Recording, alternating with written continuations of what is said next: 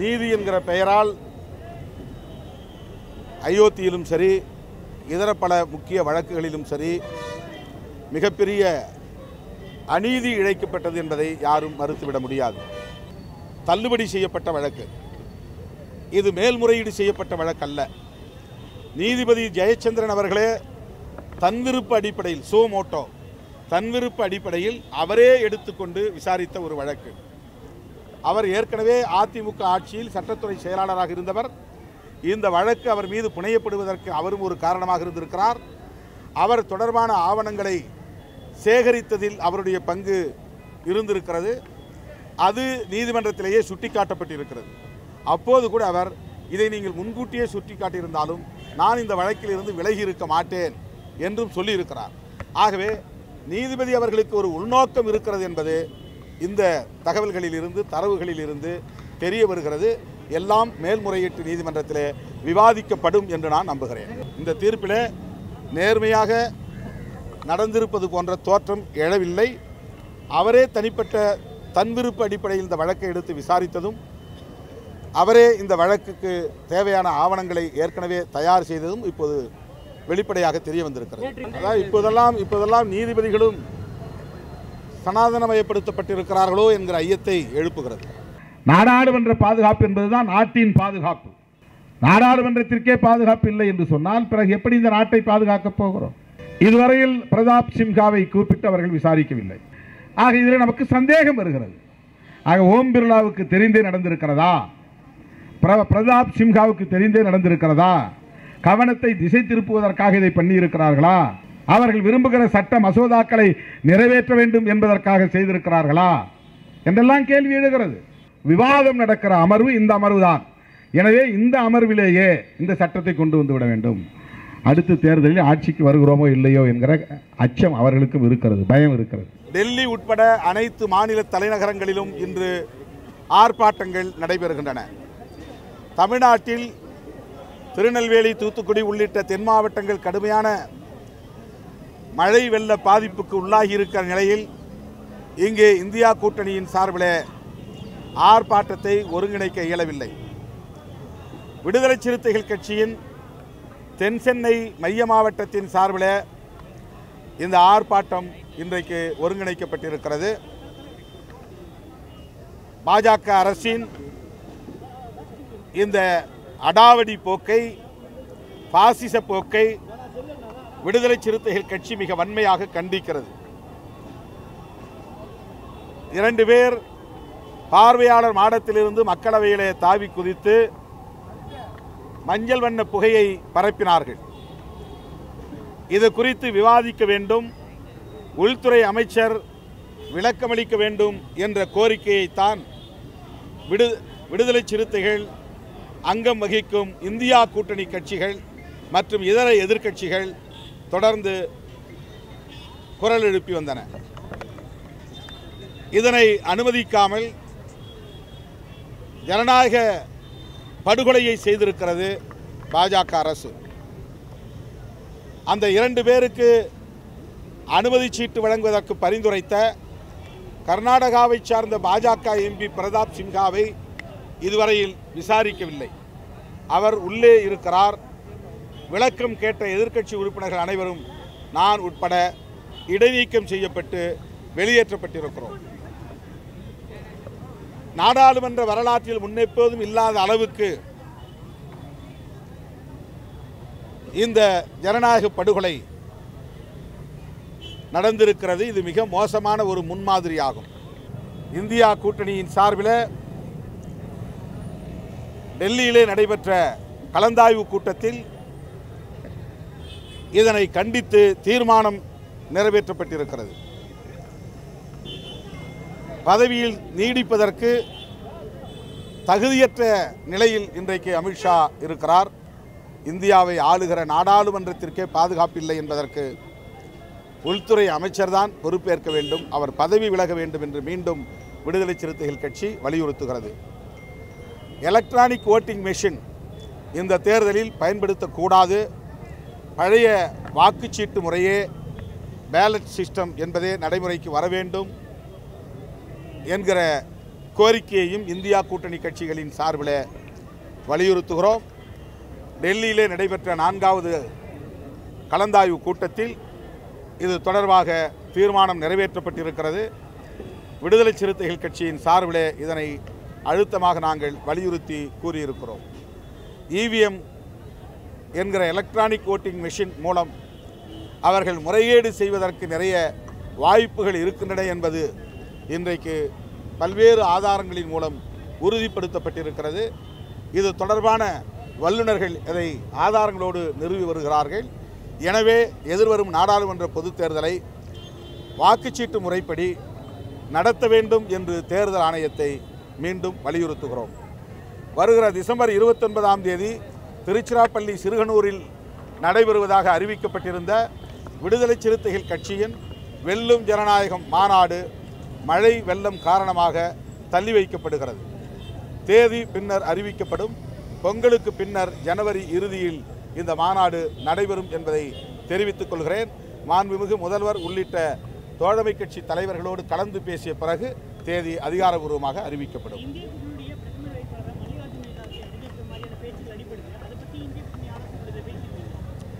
கலந்தாய்வு கூட்டத்தில் மேற்கு வங்க முதல்வர் மம்தா பானர்ஜி அவர்கள் இந்த கருத்தை முன்மொழிந்தது உண்மை. இந்தியா கூட்டணியின் பிரதமர் வேட்பாளராக மல்லிகார்ஜுன் கார்கே அவர்களை நாம் முன்னிறுத்தலாம் என்ற ஆலோசனை வழங்கினார். உடனடியாக மல்லிகார்ஜுன் கார்கே அவர்கள் இப்போதைக்கு இதை பற்றி பேச வேண்டாம், தேர்தலை சந்திப்போம், தேர்தல் முடிவுகளுக்கு பிறகு பிரதமர் வேட்பாளர் குறித்து விவாதிப்போம் என்று அந்த விவாதத்திற்கு முற்றுப்புள்ளி வைத்துவிட்டார். அமைச்சர் பொன்முடி அவர்கள் அது தேர்தல் தேதி அறிவிக்கப்படும். அமைச்சர் பொன்முடி அவர்களுக்கு தண்டனை வழங்கப்படுது விசிக எப்படி பார்க்குது? இன்னொரு விமர்சனம் வைக்கப்படுது. அவர் நீதிபதி ஜெயச்சந்திரன் அவர்கள் அதிமுக ஆட்சி காலத்தில் சட்டத்துறை செயலாளர் இருந்தார், அதனால இந்த தீர்ப்பு வழங்கப்பட்டிருக்கிறதாகவும் சொல்லப்படுது. நீதியை விமர்சிக்கக்கூடாது, நீதிபதியை விமர்சிக்கக்கூடாது என்கிற ஒரு மரபு இங்கே உள்ளது. ஆனால் நீதி என்கிற பெயரால் அயோத்தியிலும் சரி, இதர பல முக்கிய வழக்குகளிலும் சரி மிகப்பெரிய அநீதி இழைக்கப்பட்டது என்பதை யாரும் மறுத்துவிட முடியாது. தற்போது ஜம்மு காஷ்மீர் பிரிக்கப்பட்டது தொடர்பாக, அரசியலமைப்பு சட்டம் 370 நீக்கப்பட்டது தொடர்பாக நடந்த வழக்கிலும் அளிக்கப்பட்ட தீர்ப்பு என்பது விமர்சனத்திற்கு அப்பாற்பட்ட தீர்ப்பே அல்ல. அப்படித்தான் இந்த வழக்கையும் இன்றைக்கு பலரும் உற்று நோக்குகிறார்கள். ஏனென்றால் இந்த வழக்கு கீழமை நீதிமன்றம் செஷன்ஸ் நீதிமன்றத்தில் தள்ளுபடி செய்யப்பட்ட வழக்கு. இது மேல்முறையீடு செய்யப்பட்ட வழக்கு அல்ல. நீதிபதி ஜெயச்சந்திரன் அவர்களே தன்விருப்பு அடிப்படையில் சோமோட்டோ தன்விருப்பு அடிப்படையில் அவரே எடுத்துக்கொண்டு விசாரித்த ஒரு வழக்கு. அவர் ஏற்கனவே அதிமுக ஆட்சியில் சட்டத்துறை செயலாளராக இருந்தவர். இந்த வழக்கு அவர் மீது புனையப்படுவதற்கு அவரும் ஒரு காரணமாக இருந்திருக்கிறார். அவர் தொடர்பான ஆவணங்களை சேகரித்ததில் அவருடைய பங்கு இருந்திருக்கிறது. அது நீதிமன்றத்திலேயே சுட்டிக்காட்டப்பட்டிருக்கிறது. அப்போது கூட அவர் இதை நீங்கள் முன்கூட்டியே சுட்டிக்காட்டியிருந்தாலும் நான் இந்த வழக்கில் இருந்து விலகி இருக்க மாட்டேன் என்றும் சொல்லியிருக்கிறார். ஆகவே நீதிபதி அவர்களுக்கு ஒரு உள்நோக்கம் இருக்கிறது என்பது இந்த தகவல்களில் இருந்து தரவுகளில் இருந்து தெரிய வருகிறது. எல்லாம் மேல்முறையீட்டு நீதிமன்றத்திலே விவாதிக்கப்படும் என்று நான் நம்புகிறேன்.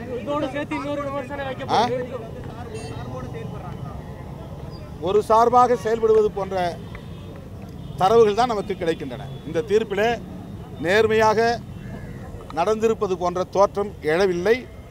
அவரே தனிப்பட்ட தன்விருப்பு அடிப்படையில் இந்த வழக்கை எடுத்து விசாரித்ததும், அவரே இந்த வழக்குக்கு தேவையான ஆவணங்களை ஏற்கனவே தயார் செய்ததும் இப்போது வெளிப்படையாக தெரிய வந்திருக்கிறது. நேற்று இதே நீதிபதி ஒரு வழக்கில் தீர்ப்பு வழங்கியிருக்காரு. புதுச்சேரி எம்எல்ஏ பாஜக எம்எல்ஏ ஒரு தேர்வில் ஆள்மாறாட்டம் செய்ததாக ஒரு வழக்கு தொடரப்படுது. அதில் போதிய ஆதாரங்கள் இருந்து இதே நீதிபதி தள்ளுபடி பண்ணியிருக்காரு. இது இரண்டையும் பார்க்கும்போது அது மாதிரி சந்தேகம். இப்போதெல்லாம் நீதிபதிகளும் சனாதனமயப்படுத்தப்பட்டிருக்கிறார்களோ என்கிற ஐயத்தை எழுப்புகிறது.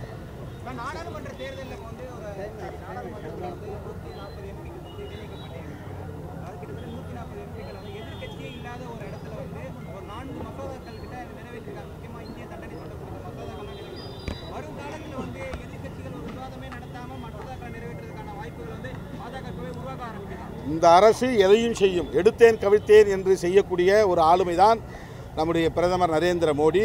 அவர் கேபினெட்டை கூட கலந்து பேச மாட்டார், தம்முடைய கட்சியில் இருக்கிற மூத்த தலைவர்களோடும் கலந்து பேச மாட்டார். இப்போது ராம் டெம்பிள் திறப்பு விழாவில் கூட அதற்கு அடித்தளமிட்டு அத்வானி வரக்கூடாது என்று அந்த நிர்வாகத்தின் மூலமாக அவர் ஆணையிட்டிருக்கிறார். ஆகவே எடுத்தேன் கவிழ்த்தேன் என்கிற அணுகுமுறை உள்ள ஒரு பிரதமரை நாம் கொண்டிருக்கிறோம். எதிர்க்கட்சிகளே இல்லாமல் சட்டத்தை நிறைவேற்றுவது என்பது மிக மோசமான ஒரு முன்னுதாரணம், ஜனநாயக படுகொலை. இவர்கள் அடுத்து ஆட்சிக்கு வந்தால் இந்த அரசமைப்பு சட்டம் செல்லாது என்று ஒரே நொடியில் அறிவிப்பதற்கும் வாய்ப்பு இருக்கிறது. நேற்றே நாடாளுமன்றத்தை முடித்து விட்டார்கள். அவர்களின் வேலை முடிந்தது. அதனால் ஒரு நாள் முன்னதாகவே அவையை மூடிவிட்டார்கள்.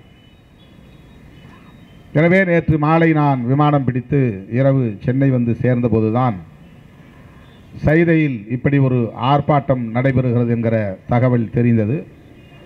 சூகா விடுதலை செழியன் அவர்களை தொடர்பு கொண்டு இது குறித்து நான் பேசினேன். நாளை நீங்கள் ஏற்பாடு செய்தால் நான் வழக்கறிஞர்கள் சார்பிலே, நமது கட்சியின் வழக்கறிஞர் அணியாக இருக்கிற சமத்துவ வழக்கறிஞர் சங்கத்தின் சார்பிலே மதியம் 1 மணி அளவிலே நடைபெற இருக்கிற ஆர்ப்பாட்டத்தில் பங்கேற்பதற்காக செல்லுகிறேன். அதுவும் நானாகத்தான் கேட்டு பங்கேற்கிறேன் என்கிற விருப்பத்தை தெரிவித்தேன். ஏனென்றால் இன்றைக்கு நாடு முழுவதும் இந்தியா கூட்டணி கட்சிகளின் சார்பிலே ஆர்ப்பாட்டம் நடைபெறுகிறது.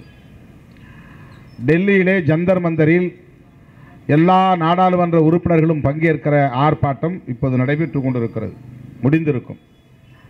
நானும் அதிலே பங்கேற்க வேண்டும் என்று நேற்றைய கூட்டத்திலே கேட்டுக்கொண்டார்கள்.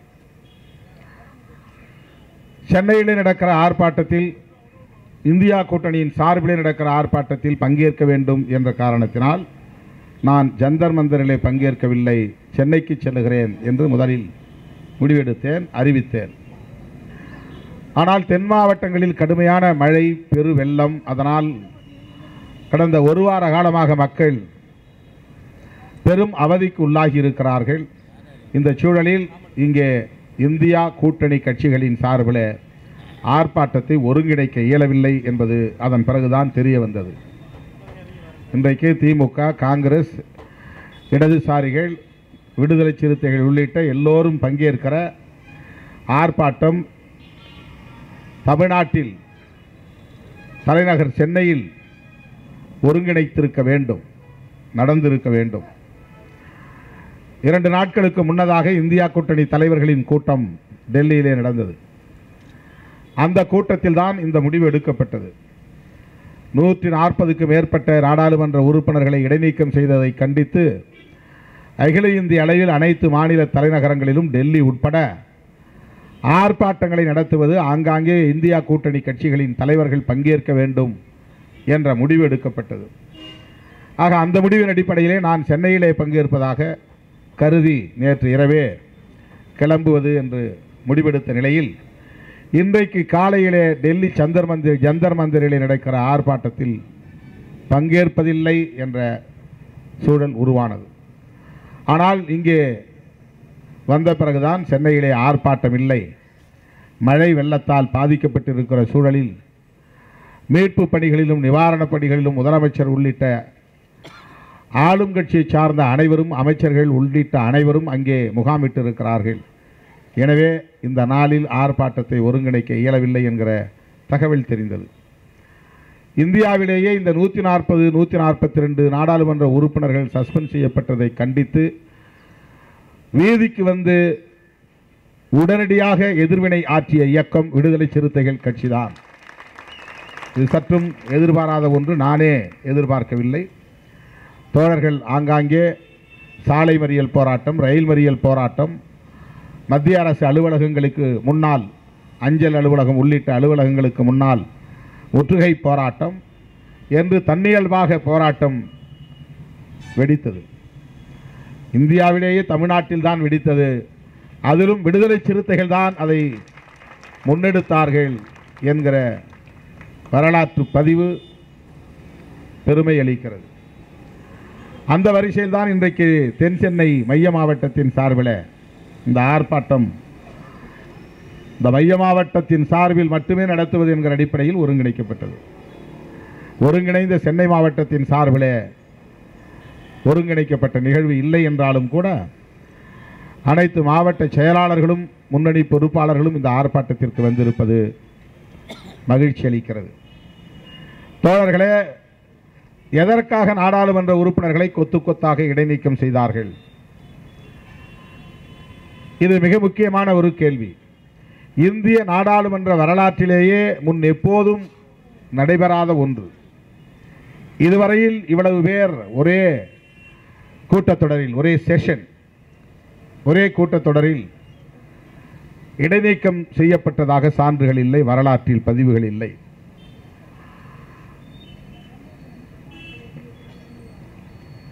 உங்களுக்கு நன்றாக தெரியும், 2 பேர் மக்களவையில், லோக்சபாவில் பார்வையாளர்களாக வந்தவர்கள் பார்வையாளர் மாடத்திலிருந்து தாவி குதித்து கைகளில் கொண்டு வந்திருந்த குப்பியை உடைத்து மஞ்சள் வண்ணத்திலே ஒரு புகையை அவையெங்கும் பரப்பச் செய்தார்கள். அன்றைக்கு நான் நாடாளுமன்றத்தில் இருந்தேன். ஆனால் ஒரு நிமிடத்திற்கு முன்னதாக நாடாளுமன்றத்தை ஒட்டியுள்ள அமைச்சர்களுடைய அறை இருக்கிற அந்த வளாகத்தில், லாபி என்று சொல்வார்கள், வராண்டா என்று சொல்வார்கள், அங்கே நோட்டீஸ் ஆஃபீஸ் இருக்கிறது, டேபிள் ஆஃபீஸ் இருக்கிறது, அமைச்சர்களுக்கான அறைகள் இருக்கின்றன. நாம் ஏதாவது முக்கியமான கடிதத்தை பிரதமருக்கோ அல்லது அமைச்சர்களுக்கோ வழங்க வேண்டுமானால் அந்த அமைச்சர்களின் அறைகளுக்கு நேரே சென்று அப்போதே முடிந்தால் அமைச்சர்களை பார்க்க முயற்சிக்கலாம், இருந்தால் பார்த்து விடலாம். ஒரு நாளைக்கு 1 மணி நேரம் அமைச்சர்கள் நாடாளுமன்ற உறுப்பினர்களை பார்ப்பதற்கு நேரம் ஒதுக்குவார்கள். வாரத்தில் 1 நாள் ஒதுக்குவார்கள். சில பேர் இருந்தால் எப்போது போய் பார்த்தாலும் பார்ப்பார்கள். அப்படி சில கடிதங்களை தயார் செய்து பிரதமர் அலுவலகத்தில் கொடுக்க வேண்டும், அமைச்சர் அலுவலகத்தில் கொடுக்க வேண்டும் என்று எண்ணி அந்த வளாகத்தில் போய்கொண்டிருந்த போது நான் டிவியை பார்த்து கொண்டே இருக்கிறேன். ஒரு நோட்டீஸ் ஆஃபீஸில் போய் உள்ளே நுழைந்து, அப்போது மக்களவையில் உள்ளே நுழைந்த ஒரு சில நொடிகளில் மக்களவை காட்சிகளை நான் டிவியிலே பார்க்கிறேன். ஒருவன் தாவி தாவி குதித்து ஓடுவதை பார்க்கிறேன். ஏதோ உள்ளே நடக்கிறது, கலாட்டா நடக்கிறது. ஆளுங்கட்சிக்காரர்களுக்கும் எதிர்க்கட்சிக்காரர்களுக்கும் ஏதோ பிரச்சனை. யாரோ ஒரு நாடாளுமன்ற உறுப்பினர் தான் அப்படி தாவி தாவி குதிக்கிறார் என்று எண்ணி நானும் தொடர் ரவிக்குமார் அவர்களும் உடனே அந்த அறையிலிருந்து வெளியேறி மக்களவைக்குள்ளே நுழைய முயற்சித்தோம். ஆனால் மக்களவைக்குள்ளே இருந்து எல்லோரும் அலறி அடித்து கொண்டு வெளியே ஓடி வந்தார்கள். உள்ளே போன எங்களை தடுத்தார்கள். போக வேண்டாம், உள்ளே நச்சு புகை பாய்சனஸ் கேஸ் பரவுகிறது என்று சொன்னார்கள். அவ்வளவு பேரையும் நாடாளுமன்ற வளாகத்திற்கு வெளியே கொண்டு வந்து விட்டார்கள். என்ன நடந்தது என்று யாருக்கும் தெரியவில்லை. புகை பரவுகிறது, அது நச்சு புகையாக கூட இருக்கலாம், உள்ளே போக வேண்டாம் என்று சொன்னார்கள். ஒரு 5 நிமிடத்திற்கு பிறகு நான் வெளியிலே இருந்தவன், யாரிடமும் சொல்லாமல் பிறகு மறுபடியும் மக்களவைக்குள்ளே நுழைந்து விட்டேன். அங்கே ஒரு 3-4 பேர் தான் துழாவிக் கொண்டிருந்தார்கள், எதையோ பார்த்து கொண்டிருந்தார்கள். எல்லோரும் வெளியேறிவிட்டார்கள். யாரும் ஒரு உறுப்பினர், அமைச்சர் யாரும் இல்லை. அங்கே வேலை செய்து கொண்டிருந்த காவலர்கள், பணியாளர்கள் சிலரை சந்தித்து என்ன நடந்தது என்று கேட்டபோது தான் உண்மை தெரிந்தது. 1 மணிக்கு அது நடந்தது. 1:05 அல்லது 1:06 அந்த அளவிலே நான் உள்ளே போய் நுழைந்து பார்க்கிறேன். புகை கொஞ்சம் பரவிக்கொண்டு மஞ்சள் நிறத்திலே புகை இன்னும் போய்கொண்டிருந்தது, நெடி அடித்தது. அதிலே ஒருவன் சொன்னான், பிஜேபி எம்பி, மைசூரை சார்ந்த எம்பி பிரதாப் சிம்ஹா என்பவர் பரிந்துரைத்த பாஸ் மூலம் 2 பேர் உள்ளே வந்திருக்கிறார்கள். அவர்கள் உள்ளே குதித்து இந்த குப்பியை உடைத்தார்கள். இப்படி ஒரு புகை பரவிவிட்டது.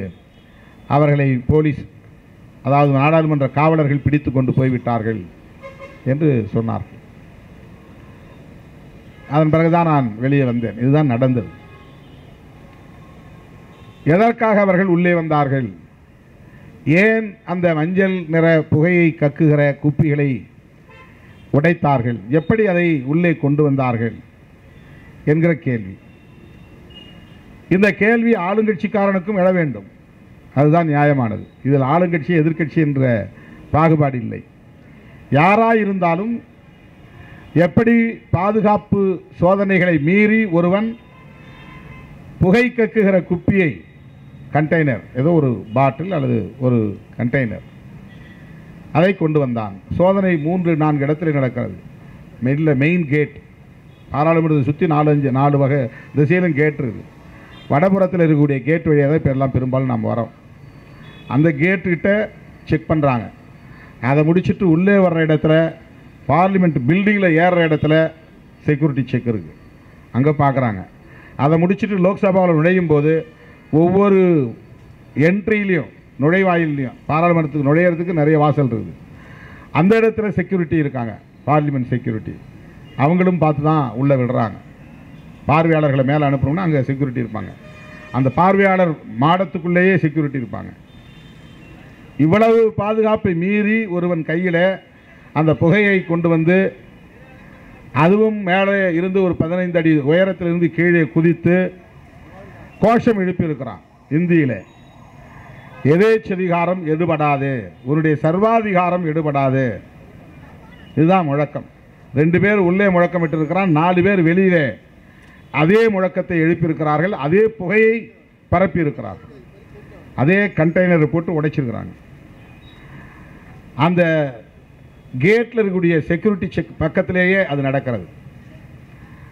2ஐயும் ஒரே நேரத்தில் தொலைக்காட்சிகளில் ஒளிபரப்புகிறார்கள். பாதுகாப்பு குறைபாடு என்பது எதிர்க்கட்சிகளின் பார்வை மட்டுமா? ஆளுங்கட்சிக்கும் அந்த பார்வை தானே இருந்தாக வேண்டும். குடிமக்கள் ஒவ்வொருவருக்கும் அந்த பார்வை இருந்துதானே ஆக வேண்டும். இந்தியாவின் தலைவிதியை தீர்மானிக்கக்கூடிய ஒரு உயர்ந்த பீடம்தான் நாடாளுமன்றம், உச்சபட்சமான இடம் அது. இந்தியாவின் தலைவிதினா தலையாய விதியை, அரசு அமைப்பு சட்டத்தை நடைமுறைப்படுத்துகிற ஒரு அவை அது. புதிய புதிய சட்டங்களை இயற்றுகிற அவை அது. நாட்டை ஆளுகிற மன்றம் தான் நாடாளுமன்றம். நாட்டை ஆளுகிற உறுப்பினர்கள் தான் நாடாளுமன்ற உறுப்பினர்கள்.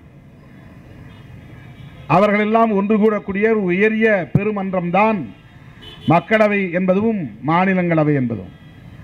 அந்த இடத்திலேயே பாதுகாப்பு இல்லை என்று சொன்னால் நாட்டின் பிற பகுதிகளில் எப்படி பாதுகாப்பை உறுதிப்படுத்த முடியும்?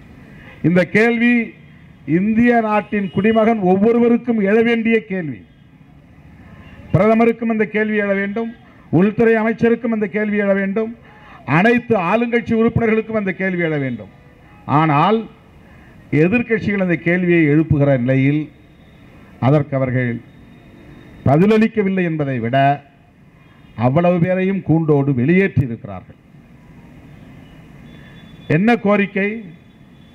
சம்பவம் நடந்தது முதல் வாரம். 2வது வாரத்திலிருந்து நாம் வைக்கிற கோரிக்கை 2 கோரிக்கை தான். ஒன்று, பார்லிமெண்ட் செக்யூரிட்டி பிரீச், பாதுகாப்பு கேள்விக்குள்ளாகி இருக்கிறது, அது பற்றி விவாதிக்க வேண்டும். ஒரு ஜனநாயக சக்தி யாராக இருந்தாலும் இந்த கோரிக்கையை ஏற்றுக்கொள்வார்கள். அந்த இடத்தில் ஒரு ஜனநாயக சக்தி பிரதமராக இருந்தால் ஒரு 3 மணி நேரமாவது அதை விவாதிப்பதற்கு அனுமதித்திருப்பார். அல்லது ஸ்பீக்கர், நாடாளுமன்ற அவையை நடத்தக்கூடிய தலைவர் ஒரு ஜனநாயக சக்தியாக இருந்தால் ஒரு 3 மணி நேரமாவது அதுக்கான நேரத்தை ஒதுக்கி விவாதிக்க சொல்லியிருப்பார். விவாதிக்க வேண்டிய ஒன்று. எப்படி பாதுகாப்பு பலவீனமாக இருந்தது, இதில் ஆளுங்கட்சியை விமர்சிப்பார்கள் என்பதற்காக விவாதிக்காமல் இருக்க முடியாது. ஏனென்றால் இது நாடாளுமன்றத்தின் பாதுகாப்போடு தொடர்புடையது, நாடாளுமன்ற உறுப்பினர்களின் பாதுகாப்போடு தொடர்புடையது. நாடாளுமன்ற பாதுகாப்பு என்பதுதான் நாட்டின் பாதுகாப்பு. நாடாளுமன்றத்திற்கே பாதுகாப்பு இல்லை என்று சொன்னால் பிறகு எப்படி இந்த நாட்டை பாதுகாக்கப் போகிறோம்? எந்த இடத்திலே இந்த குறைபாடு நேர்ந்தது? அந்த 2 பேருக்கு பாஸ் வழங்க சொல்லி உள்ளே நுழைவதற்கான அனுமதி சீட்டு வழங்குவதற்கு பரிந்துரைத்தவர் ஒரு நாடாளுமன்ற உறுப்பினர் தனக்கு நம்பிக்கையானவர்களுக்கு உள்ளே நுழைவதற்கான அனுமதி சீட்டு வழங்க பரிந்துரைக்கலாம். சேம் டே பாஸ் என்று ஒன்று இருக்கிறது. இன்றைக்கு காலையிலே கொடுத்து இன்றைக்கே வாங்கி இன்றைக்கே உள்ளே போய் பார்ப்பது. நெக்ஸ்ட் டே பாஸ், இன்றைக்கு விண்ணப்பித்தால் அடுத்த நாள் பார்ப்பதற்கு அனுமதி வழங்குவது. ஹோல் டே பாஸ், ஒரு நாள் முழுவதும் உள்ளே இருந்து பாராளுமன்றத்தை சுற்றி பார்ப்பது, பல இடங்களுக்கு சென்று பார்ப்பது. இப்படியெல்லாம் சில வழிமுறைகளை வைத்திருக்கிறார்கள். ஒரு நாடாளுமன்ற உறுப்பினர் 2 பேருக்கு தான் வழங்க முடியும். சேம் டே என்றால் ரொம்ப கடினமானது, உடனே தரமாட்டார்கள். அது ஆளுங்கட்சி உறுப்பினருக்கும் உண்டு, எதிர்க்கட்சி உறுப்பினருக்கும் உண்டு, யாராக இருந்தாலும் எல்லோருக்கும் உண்டு. என்னிடத்தில் யார் கேட்டாலும் நான் கையெழுத்து போட்டு கொடுத்து விடுகிறேன். பாராளுமன்றத்தில் வேலை செய்யக்கூடியவர் வந்து, அண்ணா சார் இதில் ஒரு கையெழுத்து போடு, என்ன ஒரு பாஸ், யார் என்ன எதுவும் கேட்கறது கிடையாது, போட்டுருவோம். ஒரு நம்பிக்கை தான். யார் நம்மை வந்து தவறாக பயன்படுத்த போகிறார்கள், யார் இங்கே உள்ளே நுழைந்து விட போகிறார்கள் என்கிற ஒரு பாசிட்டிவ் திங்கிங், ஒரு நேர்மறையான அணுகுமுறை. எல்லாத்தையும் சந்தேகப்பட தேவையில்லை, சந்தேகப்பட்டு யாருக்கும் உதவாமல் தவிர்க்கக்கூடாது. ஒரு பாஸ் தானே நம்மால் முடிஞ்சது என்று கையெழுத்து போடுகிறோம். ஒருவேளை அப்படி அந்த பிரதாப் சிம்ஹா கொடுத்திருக்கலாம், நாம் அதை குறை சொல்லவில்லை. ஆனால் அது விவாதிக்க வேண்டுமா இல்லையா, விவாதிக்கப்பட வேண்டிய ஒன்றா இல்லையா? அனுமதி சீட்டு தந்தவன் பிஜேபி காரன், வந்த 2 பேரும் பிஜேபி காரனா அல்லது வேற ஆளா, தனி ஆளா, பொது ஆளா தெரியாதல்லவா? அதை விசாரிக்க வேண்டும், அதை பற்றி விவாதிக்க வேண்டும். இதுவரையில் பிரதாப் சிம்ஹாவை கூப்பிட்டு அவர்கள் விசாரிக்கவில்லை. அதைவிட பெரிய கொடுமை என்னவென்றால், நாடாளுமன்றம் காலை அமர்வு தள்ளி வைக்கப்பட்டால் 2 மணிக்கு மீண்டும் மாலை அமர்வு, பிற்பகல் அமர்வு தொடங்கும். இடையில லஞ்ச் டைம் 1 மணி நேரம். பெரும்பாலான நேரங்களில் லஞ்ச் டைம் கொடுக்க மாட்டாங்க, கண்டினியூஸாக நடந்துக்கிட்டே இருக்கும். விரும்புகிறவங்க வெளியே போய் சாப்பிட்டு வந்து உட்கார்ந்துக்கலாம். நள்ளிரவு 1 மணி வரையில் நடக்கும், 2 மணி வரையில் நடக்கும். ஒவ்வொரு முறையும் அனுமதி பெற்று நீட்டிப்பார்கள், அவை காலத்தை நேரத்தை நீட்டிப்பார்கள்.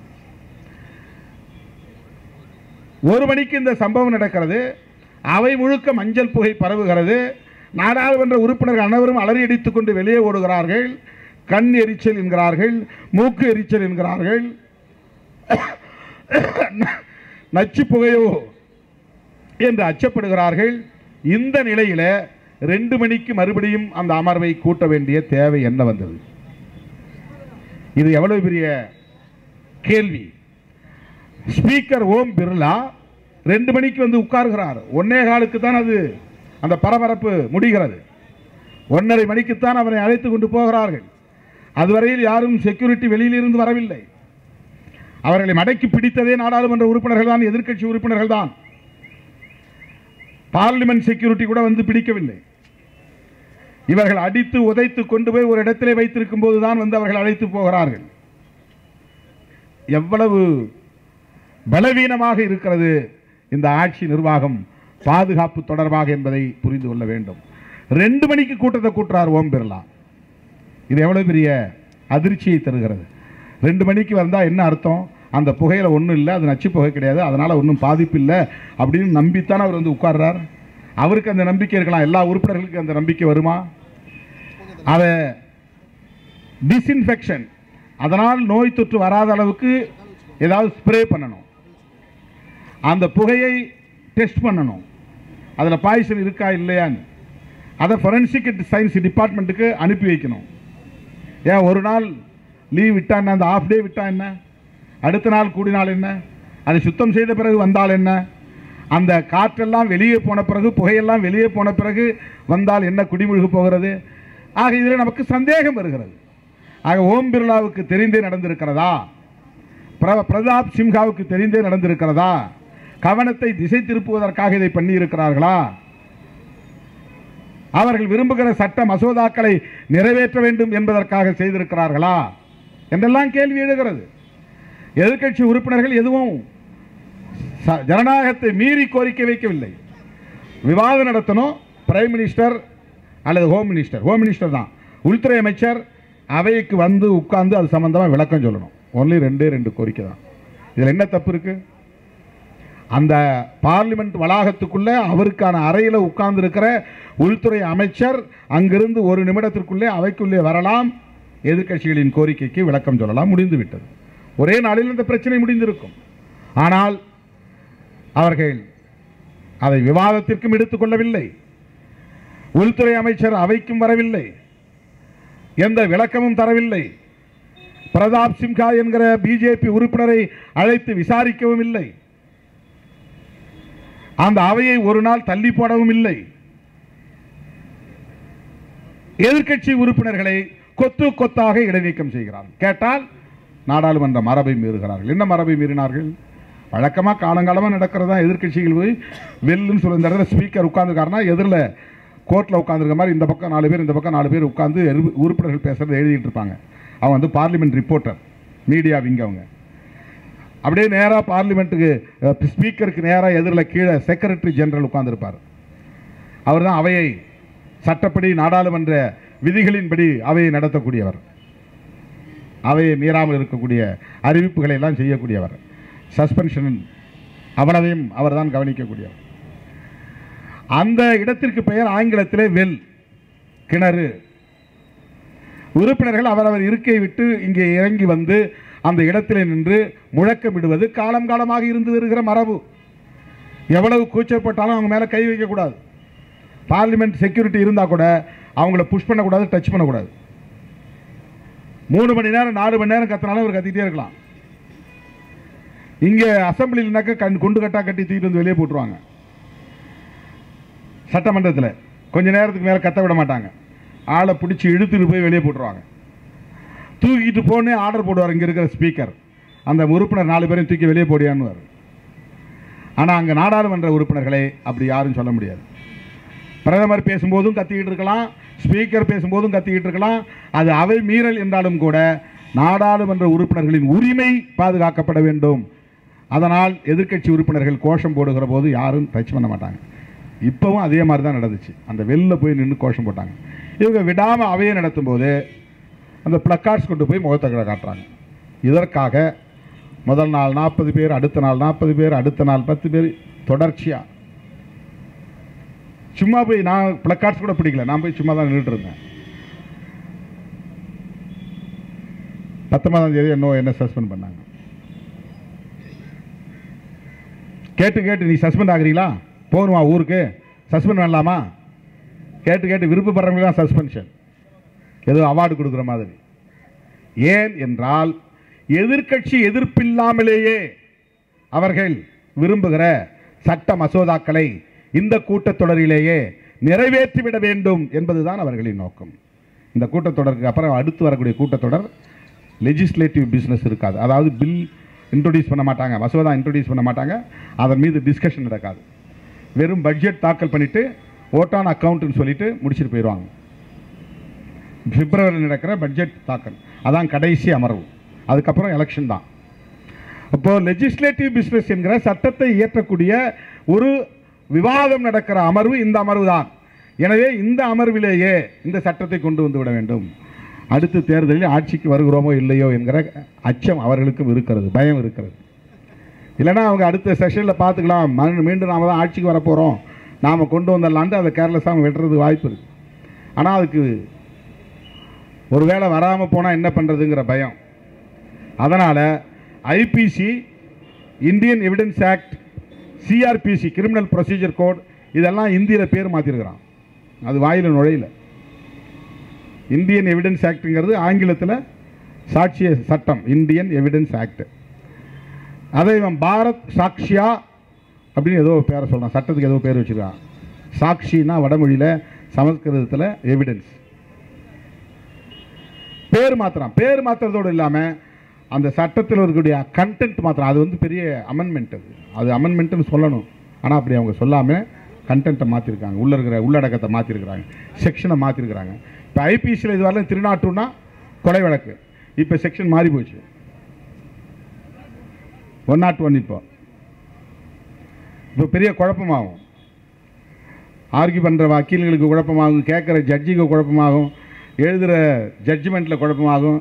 302 கீழே சந்திக்கிறதா 101 கீழே தண்டிக்கிறதா, இது வரலாம் கேஸ் 302 எல்லாம் டைப் ஆகியிருந்திருக்கும், அஃபிடவிட்டில் 302 டைப் ஆகியிருக்கும்.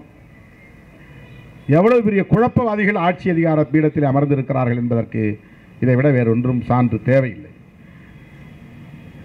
இதை எதிர்க்கிறோம் என்பதுதான்.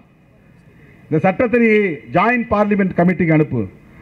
2 சபையை இடம்பெறக்கூடிய மாநிலங்களவை உறுப்பினர்களும் மக்களவை உறுப்பினர்களும் இடம்பெறக்கூடிய ஜாயின்ட் பார்லிமெண்டரி கமிட்டி, ஜேபிசின்னு சொல்லுவாங்க, அதுக்கு அனுப்பி அங்கே டிஸ்கஷன் பண்ணி அதுக்கு பிறகு இது பில்லு கரெக்ஷன் ஆகி இங்கே வரட்டும் அப்படிங்கிற கோரிக்கையை எதிர்க்கட்சியில் வைப்பாங்க. தெரிஞ்சுக்கிட்டு இந்த அவையில், இந்த அமர்வில் நிறைவேறாமல் போய்விடுமோ என்கிற அச்சத்தால் எல்லா எதிர்க்கட்சி உறுப்பினர்களையும் கூண்டோட 140-145 பேரை தூக்கி வெளியே போட்டுட்டு இந்த சட்டத்தை நிறைவேற்றி ஒரு நாள் முதல் நாளே இன்றைக்கு அவையை முடித்துக் கொண்டார்கள். தோழர்களே, பாசிச அரசின் இந்த எதேச்சதிகார போக்கு ஜனநாயகத்திற்கு புறம்பானது, அரசமைப்பு சட்டத்திற்கு எதிரானது, வெகு மக்களுக்கு விரோதமானது.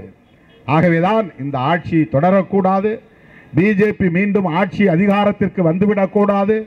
அவர்களை புறமுதுகிட்டு ஓடச் செய்ய வேண்டும், அவர்களை வீழ்த்த வேண்டும் என்கிற அடிப்படையில் தான் இந்தியா கூட்டணி உருவாகி இருக்கிறது. இந்தியா கூட்டணியை வெற்றி பெறச் செய்ய வேண்டியது விடுதலை சிறுத்தைகளின் கடமை. தமிழ்நாட்டில் 40க்கு 40 நாம் வென்றாக வேண்டும். அதற்கு அச்சாரம் அமைக்கிற மாநாடு தான் தற்போது தள்ளி போயிருக்கிறது. இந்த மழை வெள்ளத்தால் ஏற்கனவே சென்னை உள்ளிட்ட 11 மாவட்டங்கள் பாதிக்கப்பட்டதனால் தள்ளி வைத்தோம். தற்போது 4 மாவட்டங்கள் மிக கடுமையாக பாதிக்கப்பட்டிருக்கிற நிலையில் 29 இந்த மாநாட்டை நடத்த முடியாத ஒரு சூழல். இந்த நெருக்கடியை பொறுத்து கொண்டு தோழர்கள் ஒத்துழைக்க வேண்டும். பெரும்பாலும் பொங்கலுக்கு பின்னர் ஜனவரி இறுதியிலே இந்த மாநாடு இன்னும் வீரியத்தோடு, இன்னும் பன்மடங்கு வீரியத்தோடு மிக பெரும் மாநாடாக, இந்திய நாடே வியந்து பார்க்கிற ஒரு மாநாடாக, வெற்றிகரமான மாநாடாக, இந்தியா கூட்டணியின் அச்சாரத்தை பதிவு செய்கிற ஒரு மாநாடாக, கூட்டணியை உறுதிப்படுத்துகிற அச்சார மாநாடாக இந்த மாநாடு அமையும் என்பதை சொல்லி மாநாட்டில் சந்திப்போம். வழக்கறிஞர்களின் போராட்டத்திற்கு அனைவரும் வாருங்கள் என்று சொல்லி முடிக்கிறேன். நன்றி, வணக்கம். பதவி விலகு, பதவி விலகு, நரேந்திர மோடியே பதவி விலகு. உள்துறை அமைச்சர் அமித்ஷாவே பதவி விலகு, பதவி விலகு, உடனடியாக பதவி விலகு.